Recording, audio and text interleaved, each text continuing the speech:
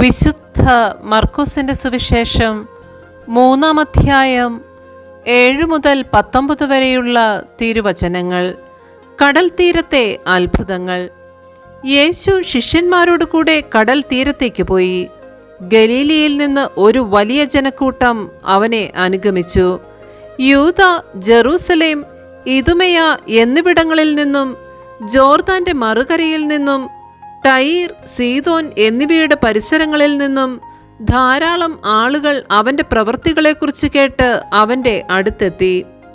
ആൾത്തിരക്കിൽപ്പെട്ട് ഞെരുകാതിരിക്കുന്നതിന് അവൻ ശിഷ്യന്മാരോട് ഒരു വള്ളം ഒരുക്കി നിർത്താൻ ആവശ്യപ്പെട്ടു.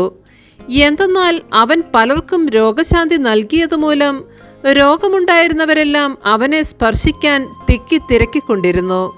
അശുദ്ധാത്മാക്കൾ അവനെ കണ്ടപ്പോൾ അവന്റെ മുൻപിൽ വീണ്, "നീ ദൈവപുത്രനാണ്" എന്ന് വിളിച്ചു പറഞ്ഞു.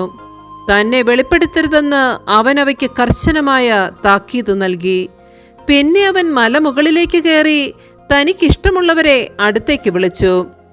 അവർ അവന്റെ സമീപത്തേക്ക് ചെന്നു. തന്നോട് കൂടെ ആയിരിക്കുന്നതിനും പ്രസംഗിക്കാൻ അയക്കുന്നതിനും പിശാചുക്കളെ ബഹിഷ്കരിക്കാൻ അധികാരം നൽകുന്നതിനുമായി അവൻ 12 പേരെ നിയോഗിച്ചു.